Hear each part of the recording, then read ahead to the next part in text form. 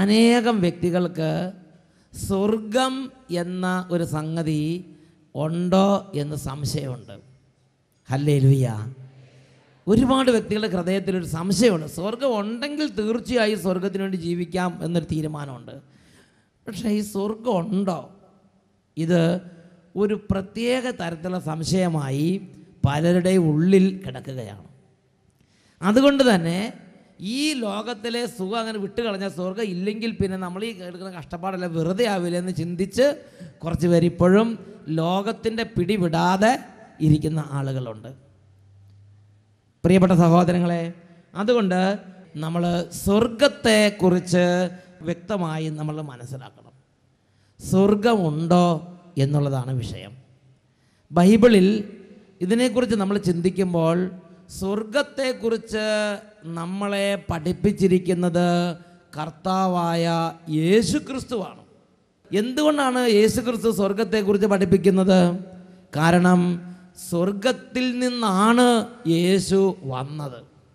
യോഹന്നാൻ്റെ സുവിശേഷത്തിൽ 6-ാം അധ്യായം 38-ാം തിരുലിഖിതം, ഞാൻ സ്വർഗത്തിൽ നിന്ന് ഇറങ്ങി വന്നിരിക്കുന്നത് എൻ്റെ ഇഷ്ടം നിറവേറ്റാനല്ല, എൻ്റെ അയച്ചവൻ്റെ ഇഷ്ടം നിറവേറ്റാനാണ്. ഞാൻ സ്വർഗത്തിൽ നിന്ന് ഇറങ്ങി വന്നിരിക്കുന്നത് എൻ്റെ ഇഷ്ടം നിറവേറ്റാനല്ല, എന്നെ അയച്ചവൻ്റെ ഇഷ്ടം നിറവേറ്റാനാണ്. അപ്പോൾ യേശു തന്നെ പറയുകയാണ്, യേശു വന്നത് സ്വർഗത്തിൽ നിന്നാണ്.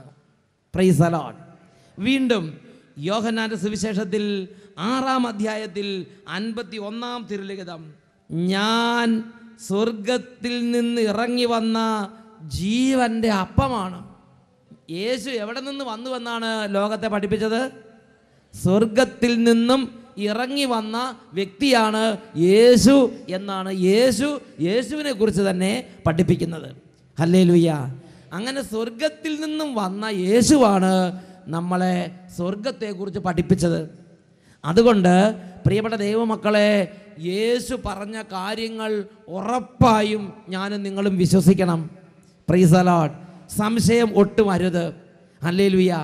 ഇനി രണ്ടാമത്തെ കാര്യം, ഈ സ്വർഗത്തിൽ നിന്നും ഇറങ്ങി വന്ന യേശു മരിച്ചതിന് ശേഷം എങ്ങോട്ടാണ് പോയത്?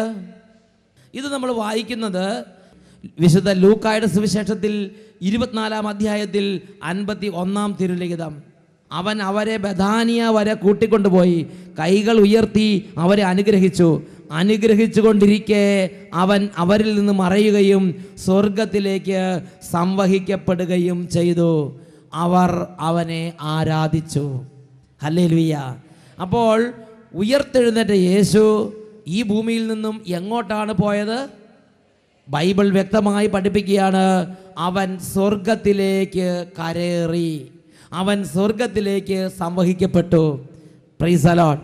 വീണ്ടും അപ്പോസ്തല പ്രവർത്തനത്തിൽ 1-ാം അധ്യായത്തിൽ 11-ാം തിരുലിഖിതം വചനം പഠിപ്പിക്കുകയാണ്, അല്ലയോ ഗലീലിയരെ, നിങ്ങൾ ആകാശത്തിലേക്ക് നോക്കി നിൽക്കുന്നത് എന്ത്? നിങ്ങളിൽ നിന്ന് സ്വർഗത്തിലേക്ക് സംവഹിക്കപ്പെട്ട യേശു സ്വർഗത്തിലേക്ക് പോകുന്നതായി നിങ്ങൾ കണ്ടതുപോലെ തന്നെ തിരിച്ചു വരും. Praise the Lord. അപ്പോസ്തല പ്രവർത്തനത്തിൽ 1-ാം അധ്യായത്തിൽ 11-ാം വാക്യത്തിൽ പഠിപ്പിക്കുകയാണ്, നിങ്ങളിൽ നിന്നും സംവഹിക്കപ്പെട്ട യേശു സ്വർഗത്തിലേക്ക് പോയതുപോലെ അവൻ സ്വർഗത്തിൽ നിന്ന് വീണ്ടും വരും. ഹല്ലേലൂയ. അപ്പോൾ യേശു എങ്ങോട്ട് പോയി എന്നാണ് വിശുദ്ധ ലിഖിതം പഠിപ്പിക്കുന്നത്? മരിച്ച് ഉയർത്തെഴുന്നേറ്റ യേശു സ്വർഗത്തിലേക്ക് സംവഹിക്കപ്പെട്ടു. അത് സ്ലീഹന്മാർ അവരുടെ കണ്ണുകൾ കൊണ്ട് കണ്ടു. വീണ്ടും അപ്പോസ്തല പ്രവർത്തനത്തിൽ 7-ാം അധ്യായം 55-ഉം 56-ഉം തിരുലിഖിതങ്ങൾ അവിടെ വചനം പഠിപ്പിക്കുകയാണ്, എസ്തപ്പാനോസ് എന്ന് പറയുന്ന ക്രിസ്തു ശിഷ്യനെ മതവിരോധികൾ കല്ലെറിഞ്ഞ് കൊന്നപ്പോൾ മരണത്തിൻ്റെ വക്കത്തെത്തിയ എസ്തപ്പാനോസ് അവൻ ഒരു ദൃശ്യം കണ്ട് ആ ദൃശ്യം ഉറക്കെ വിളിച്ചു പറയുകയാണ്. എന്താണ് ആ ദൃശ്യം കണ്ടത്? ഇതാ സ്വർഗം തുറക്കപ്പെട്ടിരിക്കുന്നതും പിതാവിൻ്റെ വലതുഭാഗത്ത് യേശു ക്രിസ്തു നിൽക്കുന്നതും ഞാൻ കാണുന്നു. അപ്പോൾ സ്വർഗത്തിലേക്ക് സംവഹിക്കപ്പെട്ട യേശു പിതാവിൻ്റെ വലതുഭാഗത്ത് ഇരിക്കുന്നതായി നിൽക്കുന്നതായി എസ്തപ്പാനോസ് കണ്ടു. എസ്തപ്പാനോസ് ആ ദൃശ്യത്തെ സ്ഥിരീകരിച്ചു. അപ്പം സ്വർഗത്തിലേക്ക് പോയ യേശു പിതാവിൻ്റെ വലതുഭാഗത്ത് ഇരിക്കുന്നതും നിൽക്കുന്നതുമായി എസ്തപ്പാനോസിന് കാണുകയാണ്. അപ്പോസ്തല പ്രവർത്തനത്തിൽ 7-ാം അധ്യായത്തിൽ 55-56 വാക്യങ്ങളിലാണ് നാം ഇത് വായിക്കുന്നത്. വേറൊരു വാക്യം പറഞ്ഞാൽ, യേശു സ്വർഗത്തിൽ നിന്നും നമ്മുടെ ഇടയിലേക്ക് വന്നു. എന്നിട്ട് നമ്മുടെ ഇടയിൽ 33 വർഷക്കാലം ജീവിച്ചിട്ട് യേശു സ്വർഗത്തിലേക്ക് തന്നെ തിരികെ കയറി. ഹല്ലേലൂയ. അവൻ സ്വർഗാരോഹണം ചെയ്ത് ദൈവം അവനെ സ്വർഗത്തിലേക്ക് സംവഹിച്ചു. Praise the Lord. ഈ യേശുവാണ് നമ്മളെ സ്വർഗത്തെക്കുറിച്ച് പഠിപ്പിച്ചത്. ഈ ഭൂമിയിൽ ജീവിച്ചിരുന്ന കാലത്ത്, തൻ്റെ പരസ്യ ജീവിത കാലത്ത് യേശു പ്രബോധനം കൊടുത്തപ്പോൾ യേശു കൊടുത്തിരുന്ന അടിസ്ഥാനപരമായ പ്രബോധനം എന്താണ്? യേശു കൊടുത്തിരുന്ന അടിസ്ഥാനപരമായ പ്രബോധനം, നിങ്ങൾ പിതാവിൻ്റെ പക്കലുള്ള ജീവിതത്തെക്കുറിച്ച് ചിന്തിക്കണം, സ്വർഗത്തിലുള്ള ജീവിതത്തെക്കുറിച്ച് ചിന്തിക്കണം എന്നാണ് യേശു പഠിപ്പിച്ചത്. യേശു ലൂക്കായുടെ സുവിശേഷത്തിൽ 12-ാം അധ്യായത്തിൽ 33-ാം തിരുലിഖിതത്തിൽ പഠിപ്പിക്കുകയാണ്, സ്വർഗത്തിൽ നിങ്ങൾക്കായി നിക്ഷേപങ്ങളെ കരുതുവീൻ, അവിടെ കള്ളന്മാർ കടന്നു വരികയോ ചിതൽ നശിപ്പിക്കുകയോ ഇല്ല. നല്ല ഉറപ്പുള്ള ഒരു സ്ഥലമാണ് സ്വർഗമെന്ന് യേശു പഠിപ്പിക്കുകയാണ്. ഈ ഭൂമിയിൽ ഏതെങ്കിലും ബാങ്കിൽ നിക്ഷേപത്തായി എന്നാണ് പൊട്ടിപ്പൊളിഞ്ഞു പോകണമെന്ന് ആർക്കറിയാം? Praise the Lord. നിങ്ങൾ സ്വിറ്റ്സർലൻഡിലോ അമേരിക്കയിലോ കൊണ്ട് പണം ഇട്ടാലും അതൊക്കെ അവിടെ ഉണ്ടാവുമെന്ന് വിചാരിക്കരുത്. ഏതെങ്കിലും കാലത്ത് പൊടുന്നതിനൊക്കെ പൊട്ടിപ്പൊളിഞ്ഞു എന്നുള്ള വാർത്ത വരും. ഹല്ലേലൂയ. എന്നാൽ യേശു പറഞ്ഞു, നിങ്ങൾക്ക് നിക്ഷേപം ഒരിക്കലും പൊളിയാത്ത ഒരു ബാങ്കിൽ നിക്ഷേപം കരുതാൻ നിങ്ങൾ ആഗ്രഹിക്കുന്നുണ്ടെങ്കിൽ ഒരിക്കലും പൊളിയാത്തൊരു ബാങ്കുണ്ട്. അതാണ് സ്വർഗത്തിലെ ബാങ്ക്. അവിടെ നിങ്ങൾക്കായി നിക്ഷേപത്തെ കരുതണം. യേശു കൽപ്പിച്ചു, സ്വർഗത്തിൽ നിങ്ങൾക്കായി നിക്ഷേപങ്ങളെ കരുതുവിൻ, അവിടെ കള്ളന്മാർ കടന്നു വരികയോ ചിതൽ നശിപ്പിക്കുകയില്ല. ഇവിടെ നിങ്ങൾ നിക്ഷേപങ്ങൾ കരുതി വെച്ചെന്ന് വിചാരിക്കുക. ഇവിടെ നിക്ഷേപങ്ങളെ കരുതി വെച്ചാലും പൊടുന്നനെ ഇടിപിടി എന്ന് പറഞ്ഞ് ഒരു ഹാർട്ട് അറ്റാക്ക് വന്നാൽ മതി, എല്ലാം തവിടുപൊടിയായി. ഈ കരുതി വെച്ചെല്ലാം ആര് കൊണ്ടുപോകും? ഈ കരുതി വെച്ചതിനെ പ്രതി പിന്നെ വീട്ടിൽ കടന്നുണ്ടാകുന്ന വഴക്കിന് വല്ല കണക്കുണ്ടോ? Praise the Lord. ആ മക്കളുടെ സമാധാനങ്ങൾ അതുവഴി പോകും. പ്രിയപ്പെട്ട സഹോദരങ്ങളെ, എന്നാൽ യേശു പറഞ്ഞു, നിങ്ങൾ സ്വർഗത്തിൽ നിക്ഷേപത്തെ കരുതിയാൽ ഇവിടെ ജീവിച്ചിരിക്കുമ്പോഴും മരണത്തിന് ശേഷവും ആ നിക്ഷേപം കൊണ്ട് നിങ്ങൾക്ക് ഉപകാരം ഉണ്ടാവും. ഹല്ലേലൂയ. യേശുവേ സ്തോത്രം, യേശുവേ നന്ദി. പ്രിയപ്പെട്ട സഹോദരങ്ങളെ, അച്ഛൻ യമൻ എന്ന് പറഞ്ഞ രാജ്യത്ത് സുവിശേഷം പ്രസംഗിക്കാൻ വേണ്ടി പോയി. ആ യമൻ രാജ്യത്ത് സുവിശേഷ വേലയ്ക്ക് വേണ്ടി ചെന്നപ്പോൾ ആ യമൻ രാജ്യത്തുള്ള ഏദൻ പട്ടണത്തിലേക്ക് എന്നെ കൊണ്ടുപോയി. ഏദൻ പട്ടണത്തിൽ ചെന്നപ്പോൾ ഒരു കാറിലൂടെ എന്നെ ഒരു സ്ഥലത്തേക്ക് കൊണ്ടുപോവുകയാണ്. കൊണ്ടുപോകുന്ന സമയത്ത് ഈ പില്ലറുകളെല്ലാം ഇടിഞ്ഞു പൊളിഞ്ഞ് നിൽക്കുന്ന, തുരുമ്പിച്ച കമ്പിയുമായി നിൽക്കുന്ന ഒരു വലിയ ബിൽഡിങ്ങിൻ്റെ സ്കെൽട്ടൻ അവിടെ കണ്ടു. ഞാൻ പറഞ്ഞു, ഇത് വലിയൊരു ബിൽഡിങ്ങിൻ്റെ സ്കെൽട്ടൻ ആയിരുന്നു, ഇതെന്താ ഇങ്ങനെ നിൽക്കണമെന്ന് ചോദിച്ചു. ഇത് പൈസ ഇല്ലാത്തതുകൊണ്ട് പണിയാത്തതാണോ അല്ലെങ്കിൽ ബാങ്ക് പൊളിഞ്ഞു പോയതുകൊണ്ട് പണിയാത്തതാണോ എന്ന് ഞാൻ അവരോട് ചോദിച്ച്. അപ്പോൾ അവർ പറഞ്ഞു, അങ്ങനെയല്ല അച്ഛാ, ഇത് പണിയാൻ ആഗ്രഹിച്ച ഇതിൻ്റെ മുതലാളി ഒരു വലിയ ധനാഢ്യനായിരുന്നു. ആ യമൻ രാജ്യത്ത് വെച്ച് തന്നെ തലയെടുപ്പുള്ള ഗംഭീരനായൊരു മുതലാളിയായിരുന്നു ഈ റിസോർട്ട് പണിയാൻ. ഏദൻ തുറമുഖ പട്ടണമാണ്. എല്ലാ വിനോദസഞ്ചാരികളും അവിടെ വരും. ഏദൻ പട്ടണത്തിൽ തുറമുഖം കൂടിയാണ്, വളരെ നല്ല സ്ഥലമാണ്. അപ്പോൾ ആ തുറമുഖ പട്ടണത്തിൽ വിനോദസഞ്ചാരികൾക്ക് താമസിക്കാനുള്ള വലിയൊരു ഹോട്ടൽ പണിയാൻ വേണ്ടിയാണ് ബിൽഡിങ്ങിൻ്റെ തറക്കല്ലിട്ട് അതിൻ്റെ പില്ലർ, അതിൻ്റെ ബീം, അതിൻ്റെ എല്ലാം വാർത്തുകൊണ്ടിരിക്കുകയാണ്. അപ്പോൾ വാർത്തുകൊണ്ടിരിക്കേണ്ട സമയത്ത് ഈ മഹാധനവാനായ മുതലാളി ലോക്കറിലാണ്. അവിടെ എല്ലാം ബാങ്കിൽ വഴി ഒന്നല്ല, ഇവർ ഒരു യമൻ രാജ്യം ആയതുകൊണ്ട് കുറച്ചൊക്കെ ലോക്കറിലൊക്കെയാണ് വെച്ചിരിക്കുന്നത്. എല്ലാം കണക്ക് ഗവൺമെൻറ്റിന് കാണിക്കുന്നുണ്ടെന്ന് എനിക്ക് സംശയമുണ്ട്. പ്രിയപ്പെട്ട സഹോദരങ്ങളെ, ഒരു ദിവസം ഈ പണവും സ്വർണവും ഒക്കെ ഇങ്ങനെ എണ്ണി തിട്ടപ്പെടുത്തിക്കൊണ്ടിരിക്കുന്ന സമയത്ത് പൊടുന്നനെ ആ ലോക്കർ ഓട്ടോമാറ്റിക്കായിട്ട് അടഞ്ഞു. ഈ ലോക്കർ ചില നമ്പറുണ്ട്, അതിൻ്റെ ലോക്കർ എന്ന് പറഞ്ഞാൽ പ്രത്യേക ഒരു സുരക്ഷിത സംവിധാനമുള്ള സംഗതിയാണ്. എല്ലാവർക്കും അതിൻ്റെ നമ്പർ, അതിൻ്റെ തുറക്കാനുള്ള കീ ഒന്നും പറഞ്ഞു കൊടുക്കുകയില്ല. ഒരു ചെറിയ കോഡുണ്ട്, അത് എല്ലാവർക്കും അത് വളരെ രഹസ്യമായി സൂക്ഷിക്കുന്നൊരു കോഡാണ്. അത് ഈ മുതലാളിക്ക് മാത്രമേ അറിയുള്ളൂ. മുതലാളിയുടെ നേരിട്ടുള്ള കൺട്രോളിലാണ് ഈ ലോക്കർ ഇരിക്കുന്നത്. ആ ലോക്കറിൽ മുതലാളി ഇതൊക്കെ വർഷത്തിൽ ഒരിക്കലൊക്കെ ഒന്ന് എണ്ണി തിട്ടപ്പെടുത്തും കാര്യങ്ങളൊക്കെ. അങ്ങനെ ഉള്ള സമയത്ത് അത് അറിയാതെ ലോക്കർ അങ്ങോട്ട് അടഞ്ഞുപോയി. പ്രിയപ്പെട്ട സഹോദരങ്ങളെ, ആ മുതലാളി അതിനുള്ളിൽപ്പെട്ട് ആ ദേശത്തുള്ള വാസികൾ പറയുകയാണ്, ആരും അറിഞ്ഞില്ല, മുതലാളി എവിടെ, മുതലാളിനെ കാണാനില്ല. ആരോ തട്ടിക്കൊണ്ട് പോയെന്നും പല വിധത്തിലുള്ള ഊഹാപോഹങ്ങളൊക്കെ പറയുന്നെങ്കിലും കുറേ നാൾ കഴിഞ്ഞ് ചില മണവും കാര്യങ്ങളൊക്കെ വന്ന് അങ്ങനെ പിന്നീട് വളരെ വൈകിയാണ് ഇതിനുള്ളിൽ ആൾ പെട്ടുപോയ കാര്യം അറിയുന്നത്. അതിനുള്ളിൽ കിടന്ന ആൾ മരിച്ച്. പിന്നെ ആ ബിൽഡിംഗ്, അദ്ദേഹത്തിൻ്റെ മക്കൾ വിദേശ രാജ്യങ്ങൾ, ഇംഗ്ലണ്ടിലും അമേരിക്കയിലും കാനഡയിലൊക്കെയാണ്. അവർ പറഞ്ഞ് ഞങ്ങൾ ഇനി യമൻ രാജ്യത്തേക്ക് വരുന്നില്ല. അങ്ങനെ അത് അവിടെ കിടക്കുക. പിന്നെ ആരും അത് പ്രൊസീഡ് ചെയ്യാനില്ല. പ്രിയപ്പെട്ട സഹോദരങ്ങളെ, നോക്കിയേൻ, ഒരുപാട് സമ്പത്ത് അദ്ദേഹം കരുതി വെച്ച് പൊടുന്നനെ ഓൾ ഓൺ എ സഡൻ എല്ലാം നിന്ന് അദ്ദേഹം ഈ രാജ്യം വിട്ട് പോകേണ്ടി വന്നു, ഈ ലോകം വിട്ട് പോകേണ്ടി വന്നു. പ്രിയപ്പെട്ട സഹോദരങ്ങളെ, ഇവിടെ കരുതി വെച്ച്, ഇവിടെ കൂട്ടി വെച്ച്, ഇവിടെ ഇങ്ങനെ എണ്ണി എണ്ണി എണ്ണി അടുക്കി അടുക്കി വെച്ചുകൊണ്ടിരിക്കുന്ന സമയത്തായിരിക്കും പൊടുന്നനെ എല്ലാം വിട്ട് അതാ മുകളിലേക്ക് പോകണം. Praise the Lord. അതുകൊണ്ട് നമുക്ക് സമ്പത്ത് ശേഖരിച്ച് വെക്കാൻ ഉറപ്പുള്ള ഒരു രാജ്യമല്ല ഈ ലോകമെന്ന് പറയുന്നത്. Praise the Lord. ഈ ലോകത്തിൽ കരുതി വെക്കുന്ന ഈ സമ്പത്തെല്ലാം ഞാനും നിങ്ങളും അനുഭവിക്കുമെന്ന് ഉറപ്പ് വിചാരിക്കരുത്. ഹല്ലേലൂയ. ഇത് ഏത് സെക്കൻഡ് ആരുടെ കൈ ചെന്ന് ചേരുമെന്ന് ആർക്കറിയാം? ഹല്ലേലൂയ. പ്രിയപ്പെട്ട സഹോദരങ്ങളെ, ഇതാണ് ഈ ലോകത്തിൻ്റെ ഉറപ്പ്. എന്നാൽ യേശു ഒരു രാജ്യത്തെക്കുറിച്ച് പഠിപ്പിച്ചു. അതാണ് വരാനിരിക്കുന്ന നിത്യമായ രാജ്യം. ആ നിത്യ രാജ്യത്തിൽ നിക്ഷേപങ്ങളെ കരുതുക എന്ന് യേശു നമുക്ക് പറഞ്ഞു തന്നു.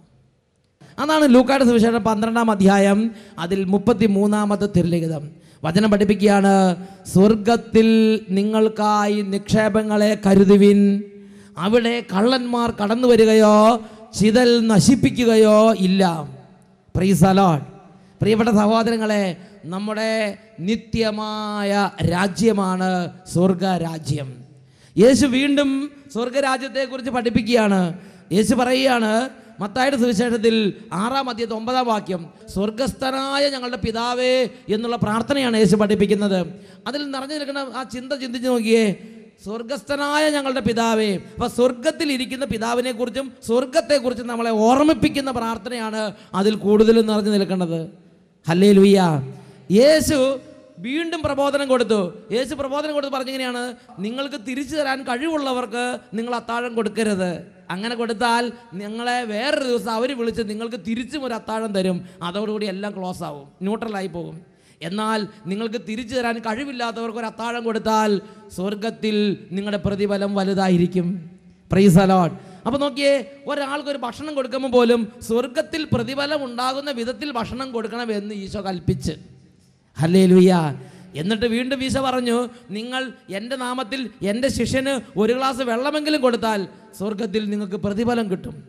Praise the Lord. അപ്പോൾ ഈ ഭൂമിയിൽ വെള്ളം കൊടുക്കുമ്പോഴാണെങ്കിലും, ഈ ഭൂമിയിൽ ഭക്ഷണം കൊടുക്കുമ്പോഴാണെങ്കിലും, ഈ ഭൂമിയിൽ ഒരു വ്യക്തിയെ സ്വീകരിക്കുമ്പോഴാണെങ്കിലും, ഒരു ശിശുവിനെ കൊണ്ട് നിർത്തിയിട്ട് പറഞ്ഞു, ഇതുപോലൊരു ശിശുവിനെ എൻ്റെ നാമത്തിൽ സ്വീകരിക്കുന്നവനെ സ്വർഗത്തിൽ പിതാവ് അംഗീകരിക്കും, പ്രതിഫലം കൊടുക്കും.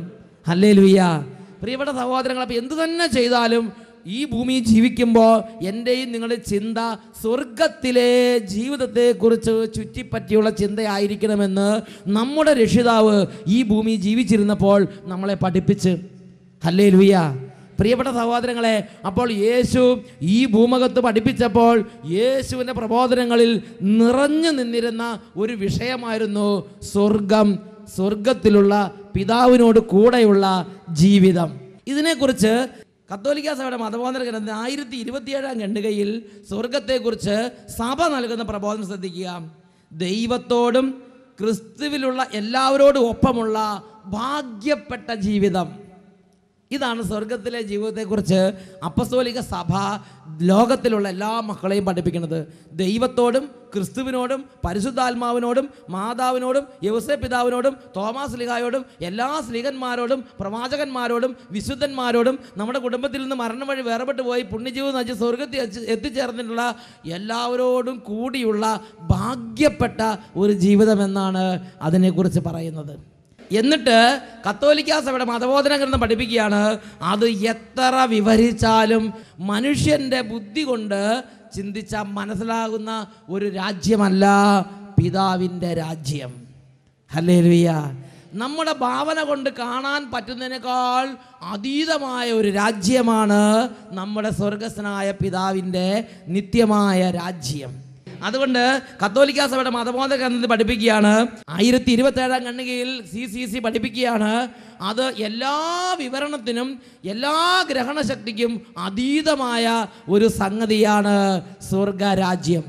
ബൈബിൾ ഇതിനെക്കുറിച്ച് പഠിപ്പിക്കുന്നത് കൊരിന്ത്യൻകാർക്ക് എഴുതിയ 1-ാം ലേഖനത്തിൽ 2-ാം അധ്യായത്തിൽ 9-ാം വാക്യം, ദൈവം തന്നെ സ്നേഹിക്കുന്നവർക്ക് വേണ്ടി സജ്ജമാക്കിയിരിക്കുന്നത് കണ്ണ് കണ്ടിട്ടില്ലാത്തതും കാത് കേട്ടിട്ടില്ലാത്തതും മനുഷ്യഹൃദയം ഗ്രഹിച്ചിട്ടില്ലാത്തതുമായ ഒരു നിത്യ സൗഭാഗ്യമാണ്. 1 കൊരിന്തോസ് 2:9 ബൈബിൾ തന്നെ പഠിപ്പിക്കുകയാണ്, ദൈവം തന്നെ സ്നേഹിക്കുന്നവർക്ക് വേണ്ടി സജ്ജമാക്കിയിരിക്കുന്നവ കണ്ണ് കാണുകയോ കാതുകൾ കേൾക്കുകയോ മനുഷ്യഹൃദയം ഗ്രഹിക്കുകയോ ചെയ്തിട്ടില്ലല്ലോ. അത്രമാത്രം മനുഷ്യൻ്റെ ഗ്രഹണശക്തിക്കും മനുഷ്യൻ്റെ ഭാവനയ്ക്കും അതീതമായ ഒരു സംവിധാനമാണ് ദൈവരാജ്യം.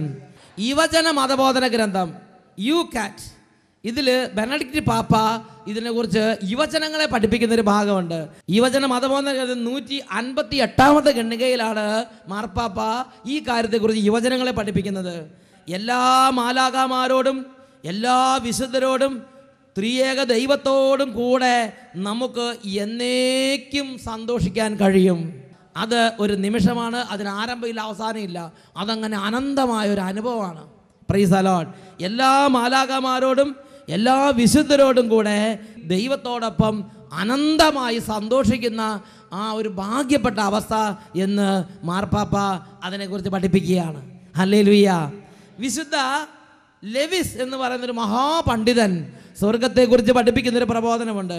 സ്വർഗത്തിലുള്ള നിങ്ങളുടെ സ്ഥലം നിങ്ങൾക്ക് വേണ്ടി സൃഷ്ടിച്ചതാണെന്ന് തോന്നും, കാരണം നിങ്ങൾ അതിനു വേണ്ടി സൃഷ്ടിക്കപ്പെട്ടിട്ടുള്ളതാണ്. നിങ്ങൾ അതിനു വേണ്ടി മാത്രം സൃഷ്ടിക്കപ്പെട്ടിട്ടുള്ളതാണ്. ഹല്ലേലൂയ. പ്രിയപ്പെട്ട സഹോദരങ്ങളെ, ഒരമ്മയുടെ ഗർഭപാത്രം അത് ആ കുട്ടിക്ക് ഇങ്ങനെ വളഞ്ഞു കടക്കാൻ പറ്റിയ വിധത്തിൽ സൃഷ്ടിച്ചിട്ടുള്ളതാണ്. ശരിയല്ലേ? അത് ആ ഗർഭപാത്രത്തിൽ ആ കുട്ടി വളരെ സന്തോഷമായി കിടക്കുകയാണ്. ഹല്ലേലൂയ. അപ്പോൾ ആ ഗർഭപാത്രം കണ്ടാൽ നമുക്ക് മനസ്സിലാവും അത് ആ കുഞ്ഞിന് വേണ്ടി സൃഷ്ടിക്കപ്പെട്ടുള്ളതാണ് ഗർഭപാത്രം. ശരിയല്ലേ? അതുപോലെ നമ്മുടെ സ്വർഗത്തിൽ നമുക്കുള്ളൊരു വീടുണ്ട്, നമുക്കൊരു ഇടമുണ്ട് സ്വർഗത്തിൽ, നമുക്കൊരു കൊട്ടാരമുണ്ട്, ഒരു വീട്, ഒരു സ്ഥലം. ആ സ്ഥലം കാണുമ്പോൾ അത് എനിക്ക് വേണ്ടി മാത്രം സൃഷ്ടിക്കപ്പെട്ടുള്ളതാണെന്ന് നമ്മളവിടെ ചെല്ലുമ്പോൾ തോന്നും. ഒരു ബാറ്ററി നിങ്ങൾ വാങ്ങുകയാണെങ്കിൽ ബാറ്ററി ഒരു കേസിനകത്തല്ലേ തരണത്, അല്ലേ? ആ കേസ് ആ ബാറ്ററിക്ക് വേണ്ടി മാത്രം ഉണ്ടാക്കിയിട്ടുള്ളതാണ്. ശരിയല്ലേ? ആ കേസിനകത്ത് നമുക്കൊരു കപ്പളങ്ങി എടുത്ത് വെക്കാൻ പറ്റുമോ? പറ്റില്ല. അല്ലെങ്കിൽ കോഴിമുട്ട വെക്കേണ്ട സ്ഥലം കണ്ടിട്ടുണ്ടോ? അത് ആ കോഴിമുട്ടയ്ക്ക് മാത്രം ഇരിക്കാൻ പറ്റിയൊരു സ്ഥലമാണത്, അതിനുവേണ്ടി തന്നെ ഉണ്ടാക്കിയിട്ടുള്ളതാണ്. അതേമാതിരി ഇതാ യുവജന മതബോധന ഗ്രന്ഥത്തിൽ സ്വർഗത്തെക്കുറിച്ച് പഠിപ്പിക്കുകയാണ്. സ്വർഗത്തിലുള്ള നിങ്ങളുടെ സ്ഥലം നിങ്ങൾക്ക് വേണ്ടി മാത്രം സൃഷ്ടിച്ചതാണെന്ന് നിങ്ങൾക്ക് അന്ന് മനസ്സിലാവും, കാരണം നിങ്ങൾ അതിനു വേണ്ടി സൃഷ്ടിക്കപ്പെട്ടിട്ടുള്ളവരാണ്. ഹല്ലേലൂയ. നിങ്ങൾ അതിനു വേണ്ടി സൃഷ്ടിക്കപ്പെട്ടു. അവിടെ ചെല്ലുമ്പോഴാണ് അതിൻ്റെ ഉടമസ്ഥത നിങ്ങൾക്ക് ആകുമ്പോൾ തൊട്ടാണ് നിങ്ങൾക്ക് ഒരു സമാധാനം വരുള്ളൂ. അല്ലാതെ ഇവിടെ കിടന്ന് എന്ത് തലകുത്തി മറിഞ്ഞാലും, ജോലി കിട്ടിയാലും പണം കിട്ടിയാലും സ്വർണം കിട്ടിയാലും സാരി കിട്ടിയാലും പിന്നെ കല്യാണം നടന്നാലും മക്കളുണ്ടായാലും വീട് വെച്ചാലും ഓസ്ട്രേലിയ പോയാലും ഒക്കെ സമാധാനം എന്ന് വിചാരിക്കരുത്. അതിനേക്കാളൊക്കെ ഉപരിയായി ദൈവം ലോക സ്ഥാപനത്തിന് മുമ്പ് തന്നെ നമുക്ക് വേണ്ടി മാത്രം ഒരുക്കിയ ബാറ്ററിക്ക് ബാറ്ററി കേസ് ഉള്ളതുപോലെ, സ്വർണം വെക്കാൻ സ്വർണത്തിന് ചെപ്പുള്ളതുപോലെ, രത്നങ്ങൾ വെക്കാൻ രത്നത്തിൻ്റെ ആ ചെപ്പുള്ളതുപോലെ നമുക്ക് വേണ്ടി മാത്രം സ്വർഗത്തിൽ ഒരു സ്ഥലം ഉണ്ടാക്കിയിട്ടുണ്ട്. അതിൻ്റെ ഉടമസ്ഥതയ്ക്ക് ഞാൻ നിങ്ങൾ അർഹരായി തീരുമ്പോൾ മാത്രമാണ് നമുക്കൊരു സമാധാനം ഉണ്ടാവുള്ളൂ. അതുവരെ നമ്മുടെ മുഖത്ത് നോക്കിയാൽ നരിച്ചീർ കടിച്ച പോലെ ഇരിക്കും. Praise the Lord. എന്നാൽ ആ സ്ഥലത്തിൻ്റെ ഉടമസ്ഥ ഈ ഭൂമിയിൽ നിത്യത നമ്മൾ അവകാശമാക്കി കഴിയുമ്പോൾ ആ വ്യക്തിയുടെ മുഖത്തേക്ക് നോക്കുമ്പം ആ വ്യക്തിയുടെ മുഖം നല്ല തെളിഞ്ഞ് പ്രസാദിച്ച മുഖമായിരിക്കും. കാര്യം രോഗമുണ്ട്. ആ അൽഫോൻസാമ ഒരുപാട് രോഗിയായിരുന്നു, ശരീരം എടുത്താൽ പൊങ്ങാത്ത രോഗവും വേദനയുള്ള ആളായിരുന്നു അൽഫോൻസാമ. പക്ഷെ മുഖമൊക്കെ നല്ല പ്രസാദിച്ചിരിക്കുകയാണ്. Praise the Lord. ഉറക്കെ പറ ഹല്ലേലൂയ. ഒരുപാട് വിശുദ്ധന്മാർ അഗ്നിക്കകത്തും തീക്കകത്തും കുരിശയിലൊക്കെ കടന്ന് മരിച്ചത്, പക്ഷേ അവരുടെയൊക്കെ മുഖത്ത് ആ ദൈവദൂതൻ്റെ മുഖം പോലെ തിളങ്ങി. എസ്തപ്പാനോസിൻ്റെ മുഖം കല്ലേറ് കൊണ്ട് മരിച്ചുകൊണ്ടിരിക്കുമ്പം അദ്ദേഹത്തിൻ്റെ മുഖം ദൈവദൂതൻ, കാരണം എന്താ, ഈ സ്വർഗത്തിൻ്റെ ആ സ്വന്തം ആ ഒരു നിത്യത സ്വന്തമാക്കിക്കൊണ്ട് മുഖം കണ്ട് തിളങ്ങുകയാണ് തന്നെ. Praise the Lord. സന്തോഷത്തോടെ പറ ഹല്ലേലൂയ. അതാണ് വിശുദ്ധം പറയണത്. സ്വർഗത്തിലുള്ള നിങ്ങളുടെ സ്ഥലം നിങ്ങൾക്ക് വേണ്ടി മാത്രം ഉണ്ടാക്കിയിട്ടുള്ളതാണ്. നിങ്ങൾക്ക് അന്ന് കാണും. കാരണം നിങ്ങൾ അതിനു വേണ്ടി സൃഷ്ടിക്കപ്പെട്ടിട്ടുള്ളവരാണ്. ഇത് നമ്മൾ വായിക്കുന്നത് യുവജന മതബോധന ഗ്രന്ഥം യുകാറ്റ് എന്ന പുസ്തകത്തിലാണ് നമ്മളിത് മാർപ്പാപ്പയുടെ പ്രബോധനം നമ്മൾ വായിക്കുന്നത്. അതുകൊണ്ട് ഇതിനെക്കുറിച്ച് നമുക്ക് ബൈബിളിൽ കിട്ടിയ ചില വിവരണങ്ങൾ പറയാൻ മാത്രമേ പറ്റൂ. ഇതെന്താണെന്ന് വിവരിക്കാൻ എനിക്കും വാക്കുകളില്ല. ഹല്ലേലൂയ. പക്ഷേ ബൈബിളിൽ ഈ സ്വർഗത്തെക്കുറിച്ച്, സ്വർഗരാജ്യത്തെക്കുറിച്ച് ചില വിവരണങ്ങൾ ദൈവവചനം നമുക്ക് തരുന്നുണ്ട്. ആദ്യമായിട്ട് ഈ സ്വർഗരാജ്യത്തെക്കുറിച്ച് ദൈവത്തിൻ്റെ വചനം നമുക്ക് പഠിപ്പിച്ചു തരുന്നത് ഇത് പിതാവ് സംവിധാനം ചെയ്ത് ഒരുക്കിയിട്ടുള്ള രാജ്യമാണ്. ഹല്ലേലൂയ. ഇത് നമ്മൾ വായിക്കുന്നത് 1 കൊരിന്തോസ് 2:9 തന്നെ സ്നേഹിക്കുന്നവർക്ക് വേണ്ടി അവിടുന്ന് സജ്ജീകരിച്ചിട്ടുള്ളവ കണ്ണുകൾ കാണുകയോ കാതുകൾ കേൾക്കുകയോ മനുഷ്യഹൃദയം ഗ്രഹിക്കുകയോ ചെയ്തിട്ടില്ല. അപ്പം ആരാണ് ഇത് സജ്ജീകരിച്ചിരിക്കുന്നത്? പിതാവായ ദൈവം എനിക്കും നിങ്ങൾക്കും വേണ്ടി സംവിധാനം ചെയ്തിരിക്കുകയാണ്. ഇതിനെക്കുറിച്ച് കൂടുതൽ നമ്മൾ വായിക്കുന്നത് ഹെബ്രായർക്കുള്ള ലേഖനത്തിലെ 11-ാമത്തെ അധ്യായത്തിൽ 10-ാമത്തെ തിരുലിഖിതമാണ്. ദൈവം സംവിധാനം ചെയ്തതും നിർമ്മിച്ചതും അടിസ്ഥാനം ഉറപ്പിച്ചതുമായ ഒരു നഗരത്തെ അവൻ പ്രതീക്ഷിച്ചിരുന്നു. അബ്രാഹത്തെക്കുറിച്ചും പൂർവ്വപിതാക്കളെക്കുറിച്ചും ഹെബ്രായ ലേഖനത്തിൽ 11-ാം അധ്യായത്തിൽ പഠിപ്പിക്കുകയാണ്. ഹെബ്രായ 11-ാം അധ്യായം 9-10 തിരുലിഖിതങ്ങൾ. വിശ്വാസത്തോടെ അവൻ വാഗ്ദത്ത ഭൂമിയിൽ ഒരു പരദേശിയെ പോലെ കഴിഞ്ഞു. അതേ വാഗ്ദാനത്തിന് അവകാശികളായ ഇസഹാക്കിനോടും യാക്കോബിനോടുമൊത്ത് അവൻ കൂടാരങ്ങളിൽ താമസിച്ചു. ഈ ഭൂമിയിൽ നമ്മൾ താൽക്കാലിക കൂടാരങ്ങളിൽ വസിക്കുന്നവരാണ്. നമ്മുടെ വീട് താൽക്കാലിക കൂടാരമാണ്. 10, 30, 40 വർഷത്തേക്ക് താൽക്കാലിക താമസിക്കുന്ന ടെൻറ്റ് മാത്രമാണ്. നിങ്ങൾ ചിന്തിച്ച് നോക്കിയേ, നമ്മളൊരു പന്തലിട്ടിരിക്കുകയാണ്. ഇത് നമ്മുടെ നിത്യ കൂടാരമാണോ? വൈകുന്നേരം ആകുമ്പോൾ ഇവിടുന്ന് മൂടും തട്ടി നമ്മൾ എഴുന്നേറ്റ് പോകും, ശരിയല്ലേ? അതേമാതിരി ഈ ഭൂമിയിലുള്ള നമ്മുടെ വീട് ഒരു താൽക്കാലിക ഷെഡാണ്, ഒരു താൽക്കാലിക കൂടാരമാണ്. നമ്മുടെ ശരിക്കുള്ള വീടിനോട് തുലനം ചെയ്യുമ്പോൾ ഭൂമിയിലെ ഷെഡ് ഒന്നുമല്ല. Praise the Lord. നമ്മുടെ ശരിക്കുള്ള നമ്മുടെ സ്വന്തം വീടിനോട് തുലനം ചെയ്യുമ്പോൾ ഈ ഷെഡ് നല്ല ഷെഡാണോ? ഇതിനേക്കാളും നല്ലതാണ് നമുക്കുള്ള സ്വന്തം വീട്, ശരിയല്ലേ? ശരിയല്ലേ? ഇതേപോലെ നമുക്ക് പിതാവായ ദൈവം ഒരുക്കിയിരിക്കുന്ന വീടിനോട് തുലനം ചെയ്യുമ്പോൾ ഈ ഭൂമിയിലുള്ള ഏറ്റവും മനോഹരമായ കൊട്ടാരം പോലും ഒന്നുമല്ല, അതിൻ്റെ പടിപ്പുരയുടെ അത്രയും പോലും ഗുണമില്ലാത്തതാണ്. ഹല്ലേലൂയ. അതേപോലെയുള്ള ഒരു കൊട്ടാരം, അതേപോലെയുള്ള ഒരു വീട്, ഒരു അവസ്ഥ, ഒരു സംവിധാനം എൻ്റെ പിതാവായ ദൈവം എനിക്ക് വേണ്ടി ഒരുക്കിയിട്ടുണ്ട്.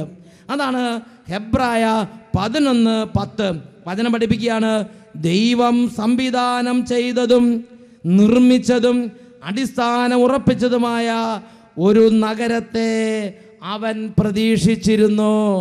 സംവിധാനം ചെയ്തതും നിർമ്മിച്ചതും അത് അടിസ്ഥാനം ഉറപ്പിച്ചതും സ്വർഗസ്ഥനായ പിതാവ് തന്നെയാണ്.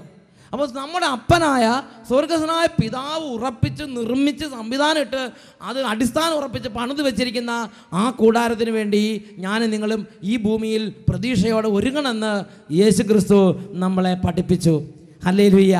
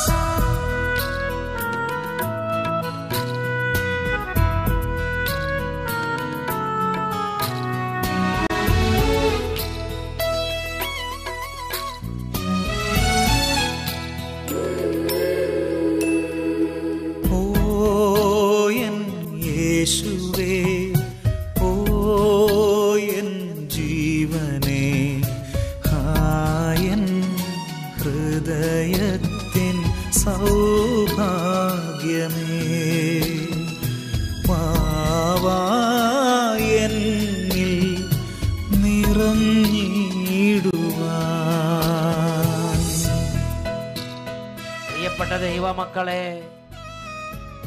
ഈ നിമിഷങ്ങളിൽ നമ്മുടെ ഹൃദയങ്ങളെ നമുക്ക് എളിമപ്പെടുത്താം. വിശുദ്ധ ലൂക്കായുടെ സുവിശേഷം 13-ാം അധ്യായം 25-ാം വാക്യം. വീട്ടുടമസ്ഥൻ എഴുന്നേറ്റ് വാതിൽ അടച്ചു കഴിഞ്ഞാൽ പിന്നെ നിങ്ങൾ പുറത്തു നിന്ന് മുട്ടാൻ തുടങ്ങും. എന്നാൽ ഞാൻ നിങ്ങളോട് പറയും, നിങ്ങൾ എവിടെ നിന്നാണ് ഞാൻ അറിയുന്നില്ല. അനീതി പ്രവർത്തിക്കുന്നവരെ, നിങ്ങൾ എന്നിൽ നിന്ന് അകന്നു പോകുവീൻ. പ്രിയപ്പെട്ട ദൈവമക്കളെ, ഇരു കരങ്ങളും രക്ഷിതാവായ യേശുവിങ്കലേക്ക് ഉയർത്തി, മകനെ മകളെ നിത്യരക്ഷയുടെ അഭിഷേകത്തിന് വേണ്ടി ആഗ്രഹിച്ച് നിലവിളിച്ച് പ്രാർത്ഥിക്കട്ടെ. രക്ഷയുടെ മണിക്കൂറിന് തിരിച്ചറിയുക. കർത്താവ് തരുന്ന ഈ അത്ഭുത നിമിഷത്തെ നീ തിരിച്ചറിയുക. കരങ്ങൾ ഉയർത്തി ഉറക്കെ വിളിക്കട്ടെ, യേശുവേ യേശുവേ യേശുവേ യേശുവേ യേശുവേ. എല്ലാവരും വിളിക്കുന്നു, കരഞ്ഞ് പ്രാർത്ഥിക്കട്ടെ. Hallelujah hallelujah hallelujah. യേശുവേ ആരാധന ആരാധന, യേശുവേ ആരാധന ആരാധന. കാലങ്ങളായി പാപത്തിലും തിന്മയിലും വെറുപ്പിലും വിദ്വേഷത്തിലും അന്ധകാരത്തിലും ദുർപീഡകൾ കഴിയുന്ന ഓരോ മകനിൽ നിന്നും ഓരോ മകളിൽ നിന്നും അന്ധകാരത്തിന്റെ ആധിപത്യങ്ങൾ യേശുവിന്റെ നാമത്തിൽ ചിഹ്നഭിന്നമാകട്ടെ. Hallelujah hallelujah. തിന്മകളും അതിന്റെ ആധിപത്യങ്ങളും പാപങ്ങളും അതിന്റെ എല്ലാ ബന്ധനങ്ങളും എല്ലാ ദുർഭരണങ്ങളും യേശുനാമത്തിൽ വിട്ടുമാറി പോകട്ടെ. Hallelujah hallelujah. കർത്താവേ, സ്വർഗത്തെക്കുറിച്ചുള്ള അവ്യക്തത, സ്വർഗത്തെക്കുറിച്ച് ചിന്തിക്കാതെ ജീവിക്കുന്ന അവസ്ഥ, ലോകത്തിന് അടിമയായിരിക്കുന്ന അവസ്ഥ, ലോകപ്രകാരം ജീവിക്കുന്ന ഓരോരുത്തരിൽ നിന്നും ലോകത്തിന്റെ അരൂപികളെ യേശുനാമത്തിൽ ശാസിക്കുന്നു, വിട്ടുമാറി പോകട്ടെ. Hallelujah hallelujah. യേശുവേ ആരാധന ആരാധന, യേശുവേ ആരാധന ആരാധന. ജീവനേ